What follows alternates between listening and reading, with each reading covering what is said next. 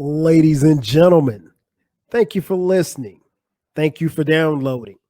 And thank you for subscribing to the latest edition of the 12 Kyle podcast. I am 12 Kyle. Check this out. On this episode, what we're going to talk about is an album that is turning 20 years old. It's hard to believe it's been 20 years. Wow. It's just mind-boggling when you think about it. But The Listening, the debut album from the rap group Little Brother, is turning 20 years old. Crazy. February 25th, 2003. Man, this one is very special to me because it's one of my favorite albums for this particular time. And again, I'll say it again. And I know I say it all the time, but it's really mind-boggling that this album is turning 20 years old because it feels very new. And I normally have a story or an anecdote about like when I purchased the album or when I went to the record store and pulled it off the shelf or whatever like that. But I don't have that type of story for this album. The reason being is that when this album came out, I did not purchase it. What happened was I didn't even know that this album existed or the group even existed at the time that it came out. I'd never even heard of Little Brother. What happened was I purchased their second album, The Minstrel Show, which is an album that I will review later on this year during Hip Hop Week. And then once I, heard that and fell in love with that, I was like, oh, this isn't their first album? And I had to go back. So I went back to this one and I was blown away. The Listening, 20 years later.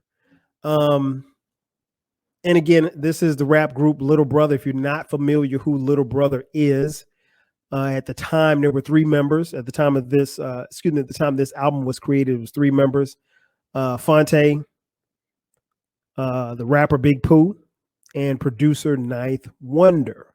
They all met on the campus of North Carolina Central University and HBCU. Shout out to HBCUs.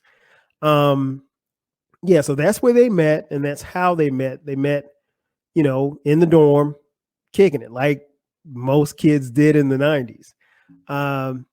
And they went on to form a rap collective of not just them, but probably about, 9 other guys. And they call themselves the Justice League. And they began, little did they know at the time, but that crew and Little Brother themselves started formulating what would be a collective, as, like I said, called the Justice League, but also creating a sound for their state because they're from North Carolina. North Carolina Central is located in Durham. So they created a sound really for Durham, but Southern hip hop. What they did was they created a sound really for, I don't want to say backpack rappers because they really weren't backpack rappers, but they were the anti-thug, if you will. They were anti commercialism or whatnot. And what I mean by that is, if you think about the time in which this album came out, again, February 25th, 2003, a couple of weeks prior to this album coming out, 50 Cent drops Get Rich or Die Trying, right? Killing it. I mean, he's killing the game. Everything is about 50 Cent. Everything is about his G-Unit crew. The East Coast is quote unquote coming back, I guess, if you will. But, Little Brother was different. They didn't necessarily try to go after that audience. They were just two dudes and a dope ass producer who could write, who could rap, who could create a great sound of music. because at this particular time, I'd never heard of Ninth Wonder. But Ninth Wonder is arguably one of the greatest beat makers of his generation. I don't think I'm going far in saying that. I love Ninth Wonder's production. And the rapper Big Pooh, incredible MC. Incredible MC. Phonte, another incredible MC and a vocalist who can sing his face off. Long before Drake was singing on hooks, Phonte was. In fact, I think it goes without saying that Drake stole Phonte's style, but that's a whole nother story for a whole nother episode. But nonetheless, man, 20 years ago, this album comes out. Came out on what? ABB Records, small independent label.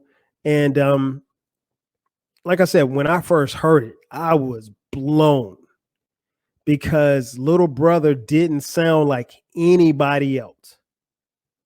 I mean, they really didn't, from what they were rhyming about, what they were, talking about, and what they really tried to convey to the listener. It wasn't about, guns or drugs or thugging out or anything like that, or selling drugs, anything like that, killing people. It was just dope raps for regular people, regular dudes like me. And I so related to it. And honestly, a lot of people, a lot of guys in our age group did too. Ladies too. I can't say that because I can't front on the ladies love Little Brother too. But this was an incredible body of work. And I'm glad to, be able to sit here and talk about this one and take us back 20 years. Before we get into the tracks, I got to talk about the production. As I mentioned, all but one track was produced by super producer Ninth Wonder. How can I describe Ninth Wonder? Ninth Wonder is, again, one of the best beat makers that you'll ever hear. Inspired by guys like Pete Rock and maybe Primo some too as well. Ninth Wonder has that soul. It's boom bap, but it's soul, and it's soul samples, and it's chopped up very well, but very raw. And I mean, like, when you hear a Ninth Wonder beat, you're gonna bob your head. It's a constant You're bobbing, and it's infectious. When you add on top of his production, his ear, the way that he could create and craft beats for these supreme MCs in rapper Big Pooh and Phonte. It was the perfect fit, in my opinion. It was the perfect fit. You had guys who could rap over dope beats, but the beats didn't overshadow what they were rapping about. Like, it wasn't a situation where you would pay attention more to the beat than you would to what they're talking about, right? And vice versa. You could hear their verses, but you were also intrigued by the beat. And you were intrigued by the beat while being entertained by the verses. So it was a perfect match. Again, and it's funny because, like, I remember hearing this, and when I heard it for the first time, and I think I heard it on like a burned CD. Then I went and purchased the CD because I didn't want one. I knew that at this particular time a lot of people were burning CDs, so we weren't necessarily purchasing a lot of music if you necessarily had to. But just because of who they were and how I felt about them, I had to go purchase it for myself and also to give them that sale.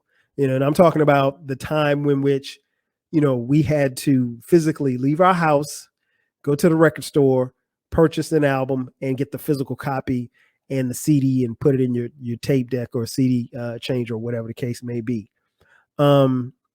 But that was huge to me. Like, I wanted to make sure that I financially supported them because at that particular time I was a huge fan. again, I came in on the second album, and the second album is cold, but this first album is a smoker too. And so, like I said, I was blown away when I heard it. And the thing that I kept saying to myself was like, where was I when this came out? Like, and I tried to figure out like where I was in life when it came out. 2003, I was a father. We had just had Cameron in 2002, so I was probably doing a lot of running around.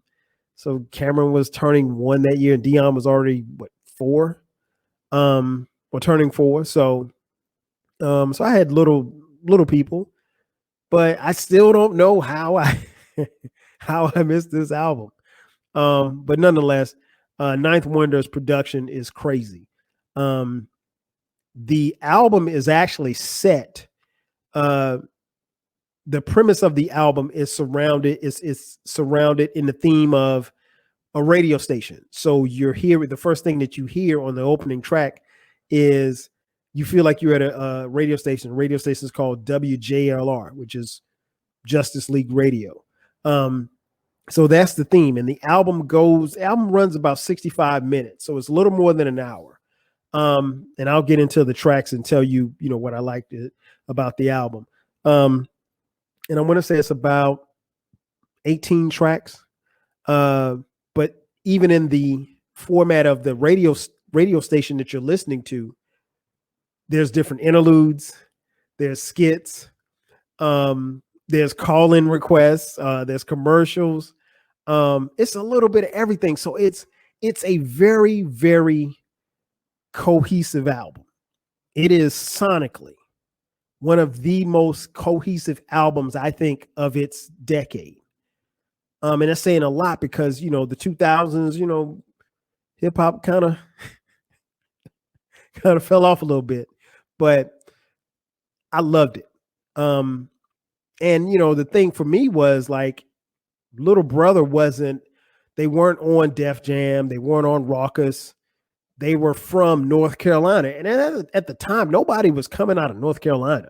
So like me being from South Carolina, I was in Atlanta at the time that this album came out, but because I moved to Atlanta in 1997. But the thing was that they represented the South.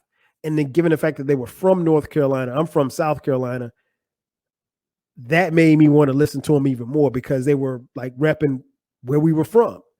And there was a misconception that I think was very prevalent in rap at that particular time, that if you were from the South, like you were just on some booty shake, or your rhymes were very simplistic.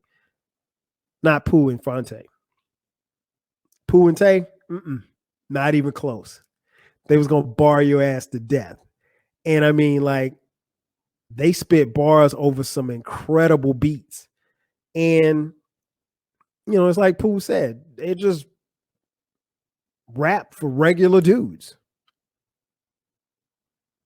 That's it. Regular dudes. And you know what I was in 2003? A regular dude. No different 20 years later. I'm a regular dude. And I really appreciated that. But yeah, the rhymes were very funny at times, insightful, thought-provoking. They get deep on some tracks, they get kind of personal on some tracks. But it's a great listen. It is if I had to equate it to a meal, it's a very filling, satisfying meal that the more and more that you eat it and digest it, the more and more you taste the flavor. That's what the listening is. I will say this to all of you. If you have not heard this album, if you don't know who Little Brother is, please do yourself a favor. When this episode stops, go to any streaming service, or even go. I don't even know if they have hard copies and do that. Do they still have? I don't even know if they still have hard copies in the store. But go buy it, go download it, go stream it. The Listening. It's an incredible album, and it still bumps to this day. To this day. So let's get to it, man. Let's get to the tracks. As I mentioned, a little more than 65 minutes. Ninth Wonder produced all tracks with the exception of track 13, The Get Up. There aren't any guest features really. Well, there aren't any guest features outside of their crew, I should say, which also was that was a welcoming surprise too as well, because at this particular time in hip hop, you had a lot of groups that were, well, not a lot of groups, but just a lot of acts in general that would go get this one and this rapper and that rapper and put them on the tracks and stuff. And I mean, like, it was annoying at times, because here's the thing. If I want to hear you, I'm coming to hear you. I don't want to hear everybody else. So the whole thing with guest features and stuff, like, I've never been a big fan of a whole bunch of guest features on your album. One or two is cool, but outside of that, like, especially if it's outside of your crew, nah, man, come on. Let's get out of here. But this album, commercially, didn't sell a lot of records, relatively speaking. I think initially, I think maybe even to date, it's probably sold somewhere about between 50 and 100,000. Hadn't sold a lot of records. But again, it was on an independent label. And this album was a great setup to the next album, The Minstrel Show, which came out in 2005. But it also put the rapper Big Pooh, Phonte, and Ninth Wonder on the map. And so you cannot attribute any success that they had after this. It all starts here. The tracks start off with, as I mentioned, this 18 tracks start off with track 1, Morning, featuring Sean Don. Is more of an interlude. Introduces you to Justice League Radio and kind of sets the tone for what's about to happen next. Then you get to track 2, Groupie Part 2. This is just Big Pooh. Big Pooh is the only one rapping on this one, no Phonte.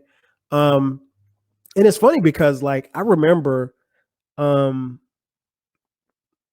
think I'd listened to this album at least 5 or 6 times.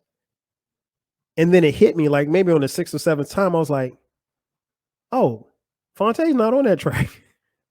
I don't know how I missed it, the first couple of times that I heard it, but yeah, I was just so into the album that I realized that Phonte wasn't on that particular track, Groupie Part 2. Funny joint, really, really dope song. Then we get to track 3, For You, with Phonte and Big Pooh. They're going back and forth, and they got bars, and this is a banger. Then we get to track 4, which is Speed, with Pooh and Phonte. Now, what's interesting about Speed is the first single that they released. This single was released in August of 2001. The thing about Speed is that Speed is the song that actually helped form the group Little Brother, right? As legend has it, Speed was supposed to be Phonte and Median, the rapper Median. Median doesn't show up. Big Pooh steps in and they create a song, and the rest is history. Then we get to track 5, Whatever You Say. Whatever You Say is probably, is it I can't say, well, Whatever You Say has my favorite verse on the album. The verse from Phonte kills it. Hands down. That's my joint. Pooh has a dope verse too, but Phonte, and what's interesting is, like, again, I listened to it a couple of times, and Phonte raps the whole verse and the words don't rhyme. And then he says at the end, I got your head still bopping and my verse didn't rhyme. And I'm like,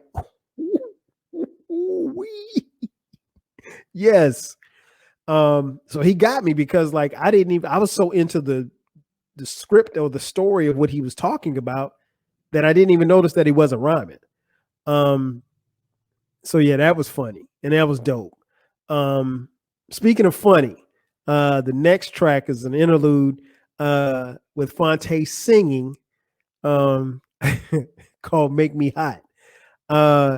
"Make Me Hot" is funny, man, because and it shows the depth of Phonte, because again he's singing on this hook and on this interlude, excuse me, and it's dope. It's dope, and they say "Make Me Hot." P, for referring to P as in Ninth Wonder. That's his real name is Patrick Duhit, and Phonte's real name is Phonte Coleman, and the rapper Big Pooh's real name is what's his name? Thomas. What is Pooh's last name? I can't remember. I'll look. I think it's Thomas Jones.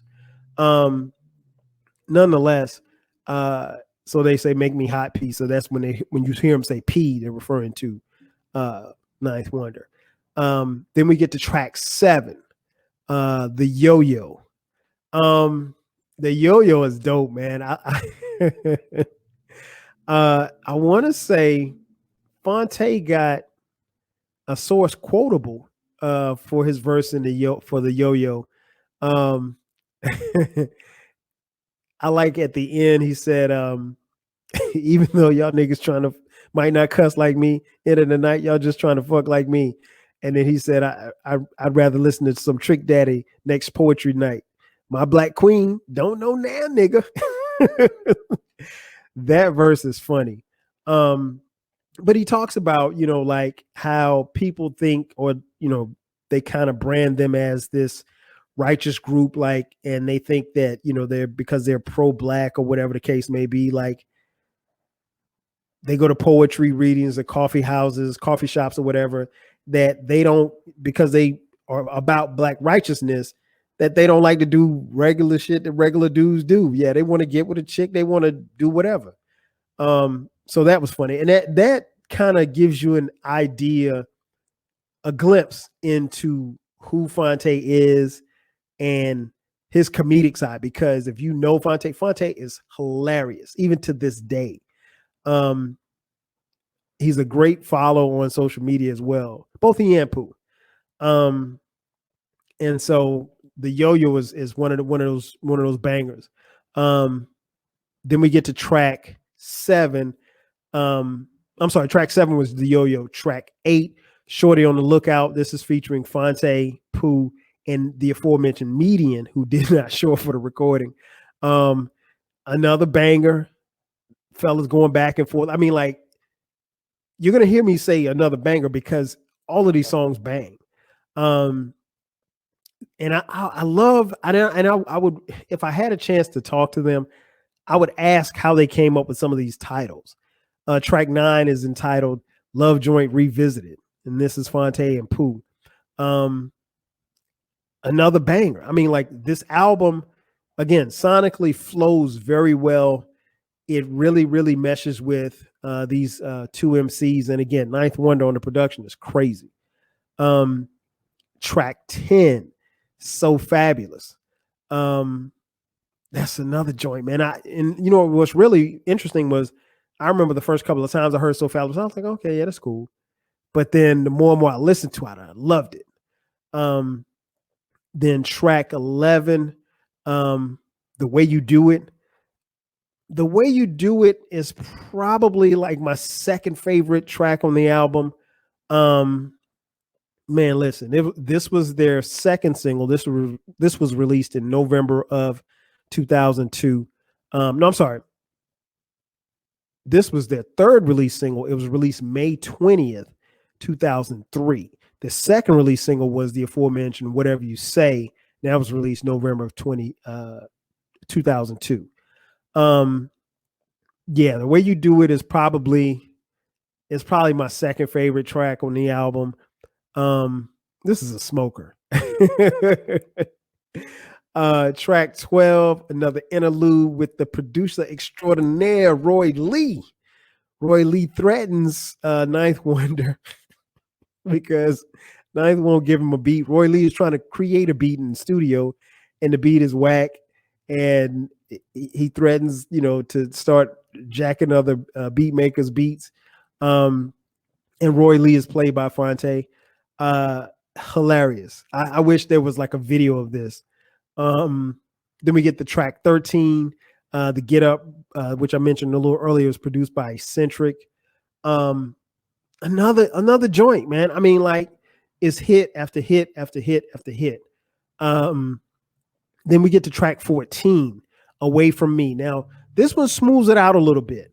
I'm not as big a fan of this track. And the following track, Nobody But You. And it's not that they're bad tracks, because on Away From Me, Phonte is rapping to his, I guess, infant son. You can hear him kind of coddling or cooing at the end of the album. I mean, at the end of this particular song. Pooh is talking to his brother who is incarcerated. So they get personal on that particular song. But track 14 and 15 for me, because they're slower, I don't necessarily feel them as much. They're not skips, but they're not. I don't think that they're on par with the rest of the album. I could be wrong. They're just not. If I said like the rest of the songs were 10, they're 8s. Sue me. You know what I mean? Just a slight fall off. I mean, it happens. But still solid songs. Very solid songs. Then we get to track 16, Home. And this is just Ninth Wonder. This is another joint that is dope. I like the way that they weave in and out of this sonically. Sometimes with albums, particularly albums that are on the longer side of like an hour or so, as a fan, sometimes you can sit there and be like, damn, is this album over yet? I never got the feeling on this album, even in my first listen. Like, I was just blown away. I was into it. The next joint, Nighttime Maneuvers, man, listen, the beat is sinister. This is just Phonte. And so he gets a chance to rock on his solo joint. Pooh had a solo joint on the album, and at the beginning, Phonte goes at the end. Banger. And then the album closes with my favorite track of the album. Pooh and Phonte close it out with The Listening. And it's the longest track on the album. It's 6 minutes and 7 seconds long. They address a lot on this. And they come off as being very frank, but not preachy. They say, cats not listening. They care about everything else but the music. And I think that track sits with me because in a lot of ways, that's how I think I felt at the time where hip hop was, and where a lot of us saw hip hop going, where, it was about everything but the music, and this was before social media. So it wasn't like, you were worried about Instagram or how many followers you got, or, how many shows you're doing, anything like that. But they strictly talk about, people ain't listening to the music. And that's what they want you to do. You paid your money, we hope, for the album. Listen to it. Sit down, absorb the music, take it in. It's I don't think that's asking for much, but that was like where we were at that particular time with hip hop. And there was a change, and I don't think Little Brother was too keen on the change, but they were going to call it out where they saw fit, and this was the perfect place.